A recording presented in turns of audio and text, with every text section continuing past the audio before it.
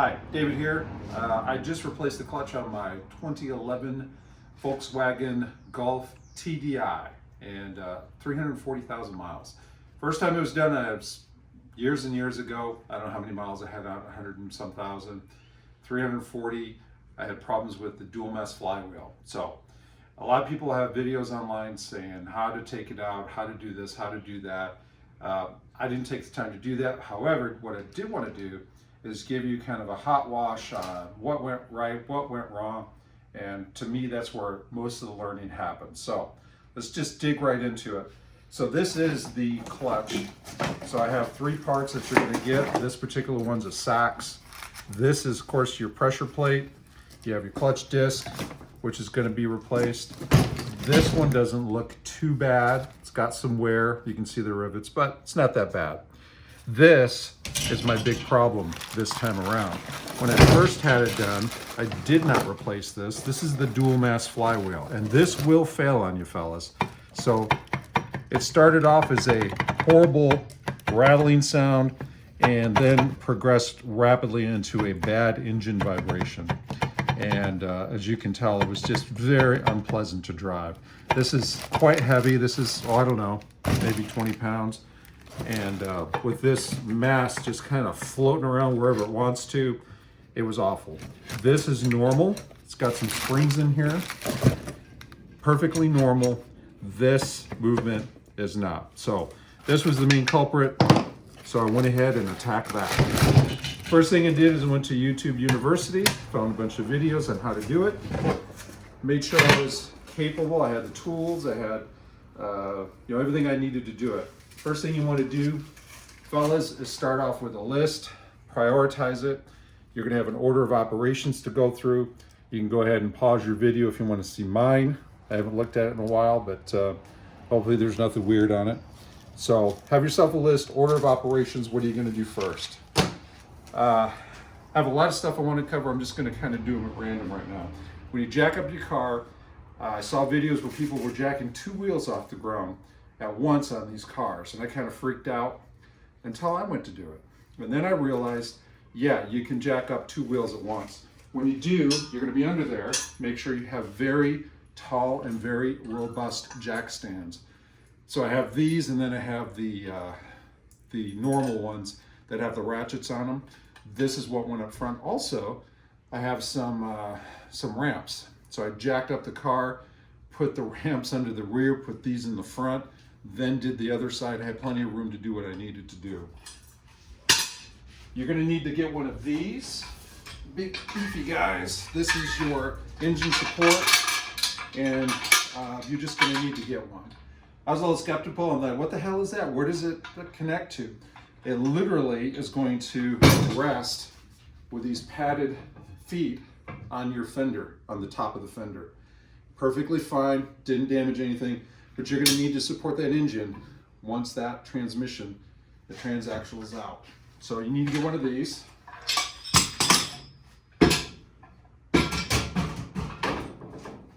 I have a large 3-ton Daytona floor jack, great big beefy boy. I put that into there. I was able to lift it up, and everything was good with that. Some other tools that I would highly recommend.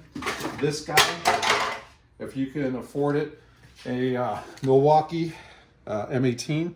They're kind of pricey. They come with 2 batteries, but this is an absolute time saver if you can get one of these. It has an impact on it as well. You can control the speed. You can almost start bolts with this, and then when you're ready, you run them down. It has power settings so you don't over torque.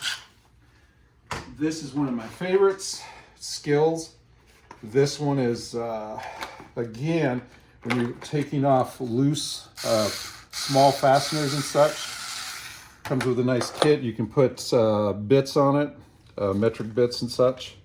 You can have extensions, big time saver whenever you're doing the smaller ones.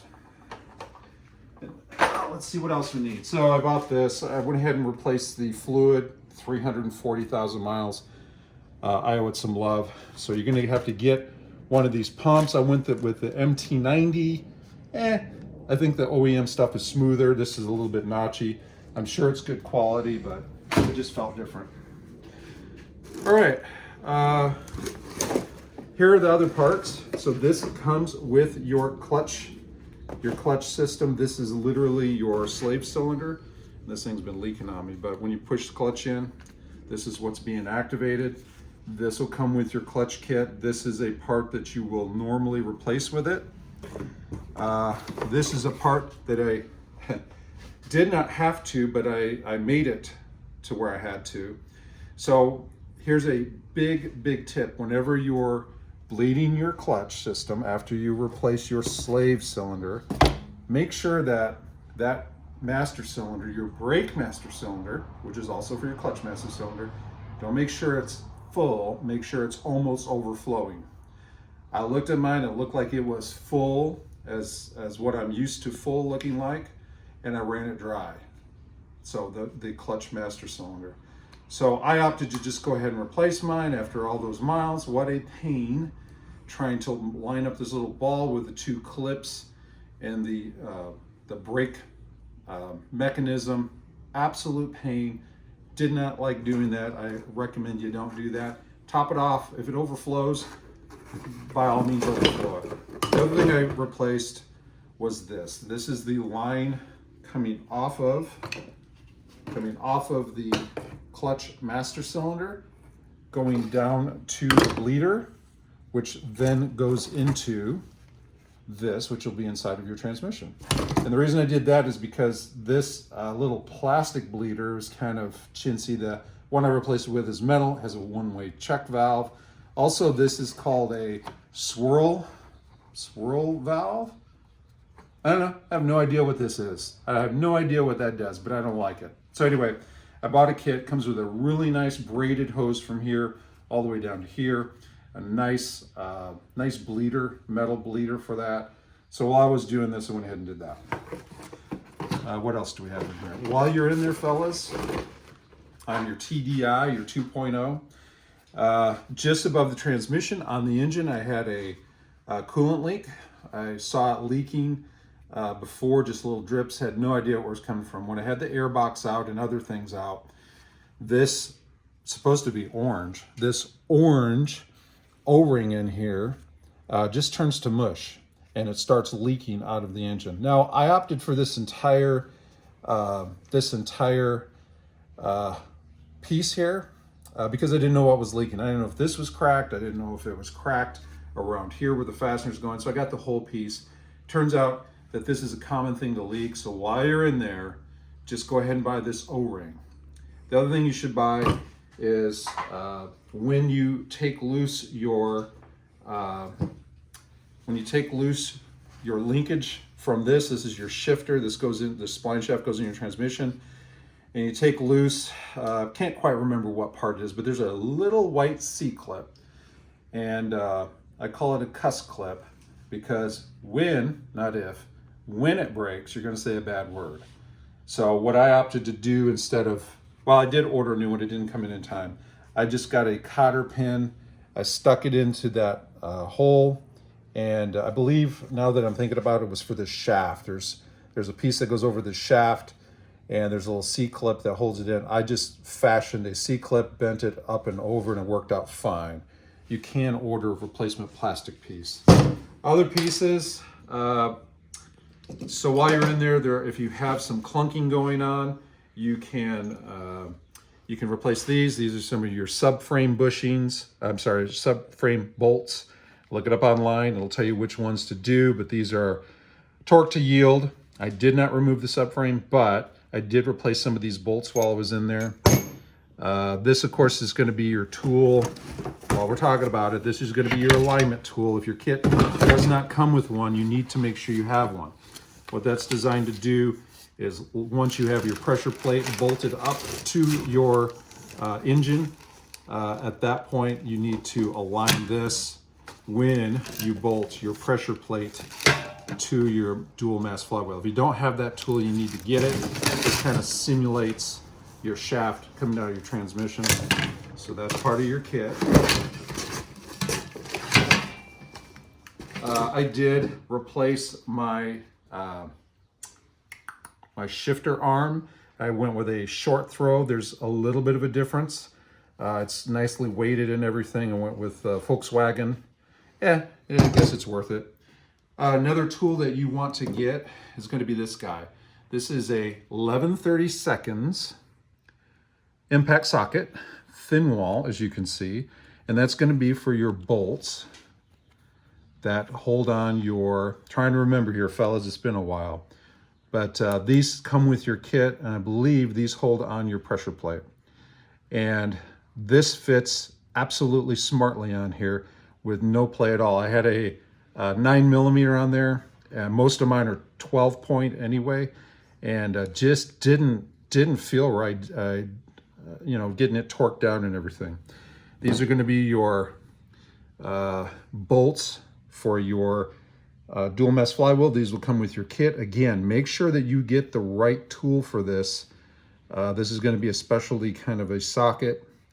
Other things you want to get, just getting in the hard places, man, this is a time saver. This little guy right here, you can put 1/4-inch drive stuff on there, and then other side you can put bits on there, and you can reverse it and all that. It's just kind of a cool tool.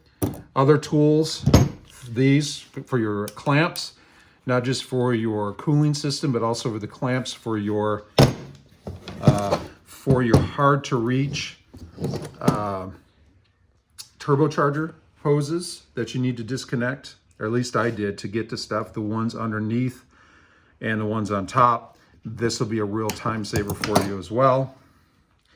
Also, while you're in there, this is the device that connects to your cables. You're gonna have 2 of these. So in the inside, as you shift, you have 2 cables going out. One will go here and the other will go, both of these hook up to the shifter, kind of like that, right? So when you go to install this on those cables, it looks like it's threaded. In reality, it's just got, it's not really a thread, although it looks like threads. The way that works, you'll stick that in there as far as you can, twist and snap it shut, and that's how you adjust that. You do have to get maybe a nail or something else on the inside, take off your boot off of your shifter, put a nail in there, go in the home position all the way down in, looks like reverse, I believe, trying to go off of memory, but do that as well. Align everything back up after you've had everything apart. Marker, make sure that you mark. This is a nice permanent paint marker. Mark your fasteners that hold your transmission to your engine. I got one that was wrong, and I tried starting the very top one just to get it started, and I struggled and I realized, well, that's not the right one. So use that. Let's see, dual mass, slave, so I have a list here of everything I wanted to go over. Bleeder hose. All right, yeah, the other thing about this, this guy right here, once you have that off and you look inside of here, which you can't see on the camera, but there's an itty bitty orifice in there.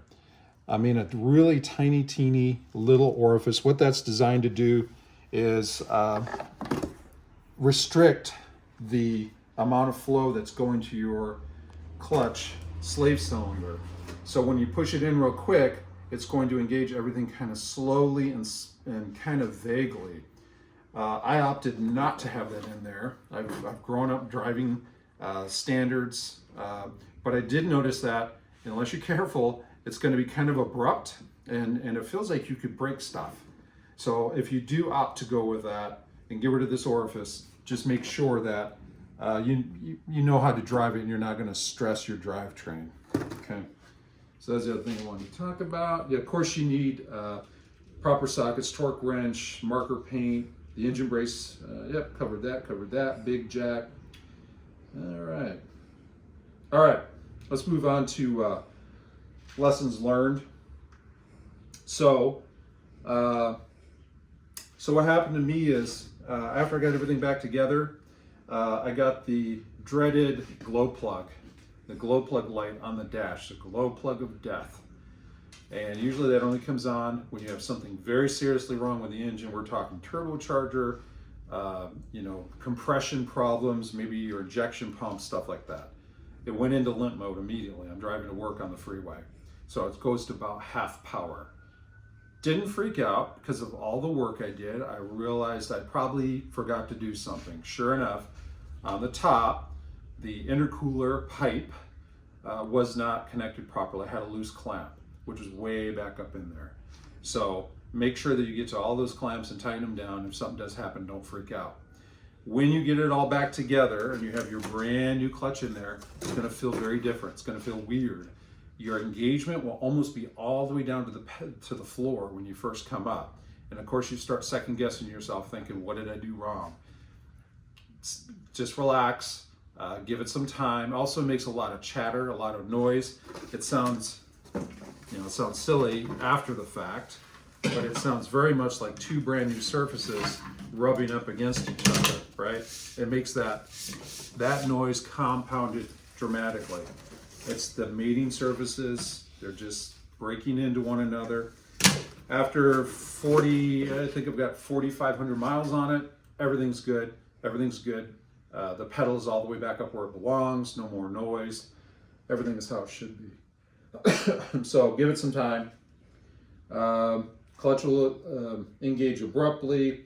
So the other thing that happened to me is while I was doing this all on the floor, I'm gonna grab my lower control arm just to move it out of the way. I took loose the ball joint. I just pushed it down. And I remember when I did, it got kind of easy after I did it. So what happened was my lower control arm bushings, I broke them when I did that. You can see from the other side, these are already cracked. And this is 2011, 340,000 miles. We're gonna have some stuff that's old. So when I moved that out of the way, this is what happened. I just broke all of those, and I had the worst clunk that you've ever felt because the entire shaft was moving in and out of here, and the entire wheel was moving back and forth. So that needed to be addressed. So I had to replace these while I was at it. I replaced the other bushings as well. This is another lesson learned. If you're gonna replace those bushings, excuse me, by yourself, this is what the bushing looks like. I bought the kit, I bought everything to do it right, and these are rubber. So as I was starting to press these in there, they just kept cocking one way or another. Anyway, went down to the hardware store. This is 7/16 threaded rod. I have big washers on either side, and I just use these nuts to press the thing in there and work like a champ. So maybe you can just buy the entire lower control arm. These are a real pain to replace, but they are smushed and worn and dry. So that's something else that came with this job. Let's see. I think that's about it. I don't know if I said glow plug light that came on. It was a glow plug light. That's about it. I did this in my garage over the course of maybe a month. It took me several weeks because I had to break off, go do something else, wait for parts. But I have a garage, I can keep everything right where I left it, and I came back and picked back up on it. So it went okay. It's hard work. One thing about it is when you go to put that transmission back in there, you're gonna try to gingerly finagle it in there and everything. We tried and tried and tried, my wife and I.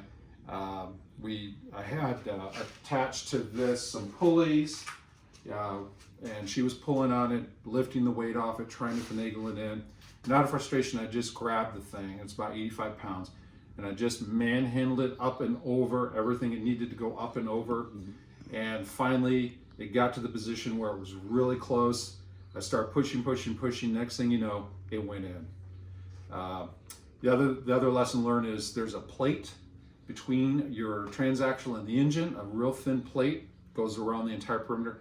Take that off and straighten it out, flatten it out, because you're going to have pry bars in there to break loose the transaxle from the engine, and you're going to bugger that thing up. Take it off, straighten it out.